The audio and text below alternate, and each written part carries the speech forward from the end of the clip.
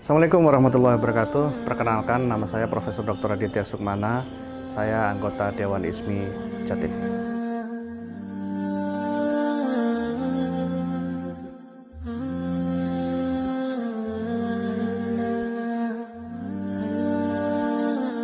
Berbahagialah kita dengan agama Islam kita yang mengatur banyak hal. Termasuk salah satunya adalah perihal masalah konsumsi. Islam sangat mengatur perihal masalah konsumsi dengan dua konsep atau boleh jadi satu, yaitu halal dan thayyib. Dua hal, halal dan thayyib. Halal tentunya kita udah jelas, udah ngerti maksudnya, bahwa tentunya makanan yang boleh dimakan. Babi tidak boleh dimakan, daging yang lain yang sesuai dengan syariah boleh kita makan. Thayyib, thayyib ini artinya baik, ya, barangnya halal, tapi thayyib ini belum tentu baik untuk kita makan. Contoh misalnya, anak-anak kecil, balita, ini adalah masa pertumbuhan. Ya. Balita ini sedang membutuhkan jenis daging yang berasal dari lemak. Bukan daging ya, dari lemak. Nah, lemak ini sangat dibutuhkan untuk pertumbuhan. Tapi apabila lemak itu dimakan oleh orang dewasa, itu tidak thayyib, walaupun barangnya adalah halal. Sehingga halal dan thayyib ini menjadi bagian yang penting, ya, untuk kemudian kita laksanakan. Ya.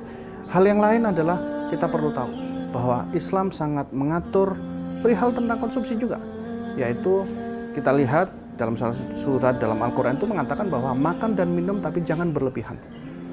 Jangan berlebihan. Kita boleh makan, kita boleh minum, tapi jangan berlebihan.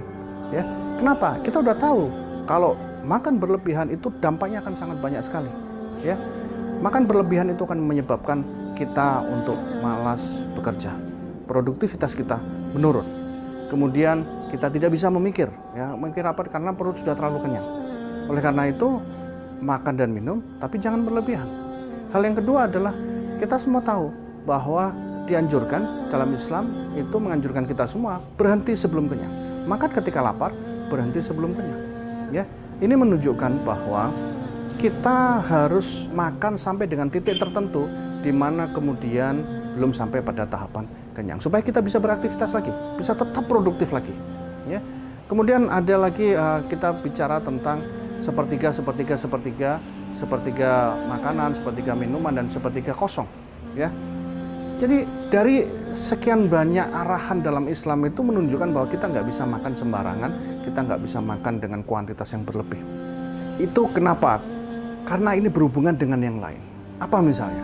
Kalau kita rakus, kalau kita makan banyak, ya, kita penuh ini, ya, itu banyak orang kemudian rakus dan sebagainya, banyak permintaan tinggi sekali kepada masyarakat itu secara makro, ya, kita tentu tahu bahwa ketika permintaan banyak maka harga akan naik.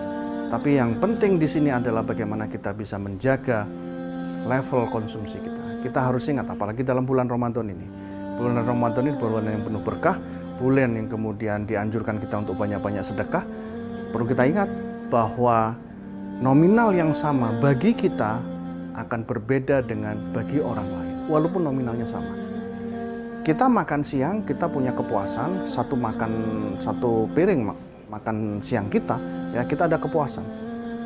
Tapi kalau satu piring ini dimakan sama orang miskin yang sudah tidak makan misalnya seminggu misalnya, tentu rasa kepuasan dia itu akan semakin besar. Oleh karena itu, mari dalam bulan Ramadan ini kita sebanyak-banyaknya, ya, kita ambil berkah dalam bulan Ramadan ini dengan apa? Dengan menjaga konsumsi kita supaya kita tetap bisa produktif dengan lancar, dengan produktif dengan normal, ya. Dan kemudian pada saat yang sama kita juga bisa menggembirakan elemen-elemen masyarakat yang kurang beruntung, yang itu kemudian harus kita bantu. Ya, mari kita bantu konsumsi mereka, basic need mereka, ya, supaya mereka juga bisa mendapatkan berkah di bulan Ramadan ini. Terima kasih, demikian. Wassalamualaikum warahmatullahi wabarakatuh.